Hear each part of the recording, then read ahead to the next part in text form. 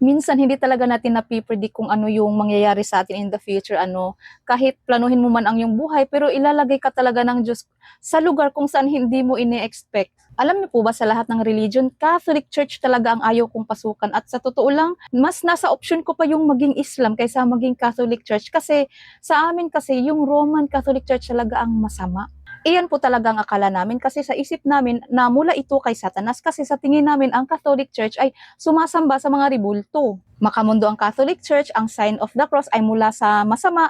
Lahat ng meron sa Catholic talagang ginagawang masama. Iyan po kasi ang tinuturo sa amin at ang mga Bible verses na ipinapakita sa amin ay yung mga Bible verses na maaaring makasira sa Catholic Church. Pero yung mga Bible verses na pabor sa simbahan ay hindi na pinapabasa sa amin. Kaya lumaki ako na nasa mindset ko na ayaw ko talaga sa Catholic Church. Pero hindi ko inaasahan na dito pala ako ilalagay ng Diyos.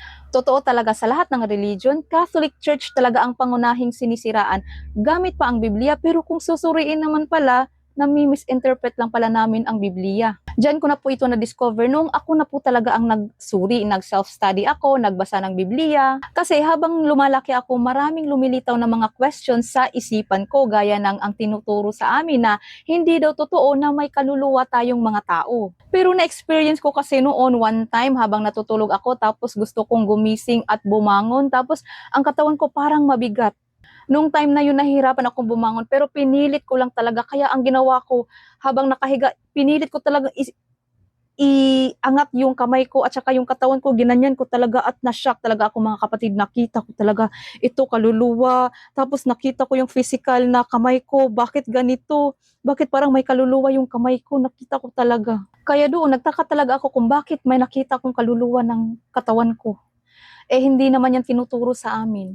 Ang turo sa amin ay wala tayong kaluluwa kundi physical body lang. At nung nakita ko yung kaluluwa ko na parang mahiwalay na natakot ako, baka tuluyan na ngang mahiwalay yung kaluluwa ko sa katawan ko. Kaya yung ginawa ko, alam nyo ba kung anong feeling na ibalik mo yung kaluluwa mo sa katawan mo? Kasi yung dito ko banda nakaangat na, hanggang dito nakaangat na. Tapos yung kamay ko, ang ginawa ko, humiga ako ulit. Alam nyo ba kung anong feeling? Na ibabalik mo yung kaluluwa mo sa katawan mo. Ang feeling nun ay parang, yung katawan ko ay parang foam kasi nakaangat na kung ganyan. Tapos, ang ginawa ko is humiga ako ulit. Habang humihiga ako, parang may foam sa likuran ko na unti-unti akong ina-absorb. Parang ganun, parang unti-unti kong hinihigo, parang malambot siya na may foam na nag-a-absorb sa'yo. Parang ganun yung feeling. Na-experience ko yan nung bata pa ako at hindi ko talaga makakalimutan yan. Pero binaliwala ko lang kasi nga inisip ko na lang na baka nananaginip lang ako kasi nga tinuro sa amin na wala talaga tayong kaluluwa. Pero para sa akin, totoo talagang nangyari yun eh. Siguro dahil sa paniniwala namin, kaya dininay ko na lang yun at iniisip ko na lang na baka nanaginip lang ako.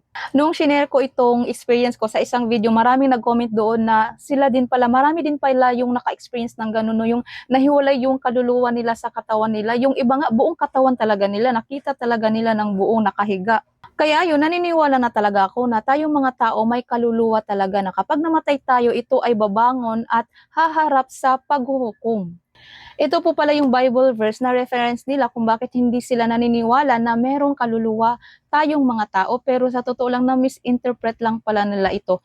Basahin natin sa Ecclesiastes chapter 9 verse 5 to 6, sapagkat nalalaman ng mga buhay na sila'y mamamatay, ngunit ang mga patay ay walang nalalaman anuman, ni mayroon pa silang gantimpala sapagkat ang alaala sa kanila ay nalilimutan. Ang kanilang pag-ibig, ang kanilang puot, at ang kanilang pagkainggit ay matagal nang nawala at wala na silang bahagi magpakailanman sa anumang bagay na ginagawa sa ilalim ng araw. Iyan po ang reference nila. Pero kung sa sariling unawa lang po tayo nakadepende, hindi po talaga natin ito maintindihan. Kailangan pala talagang intindihin kung ano ang buong konteksto ng talatang ito.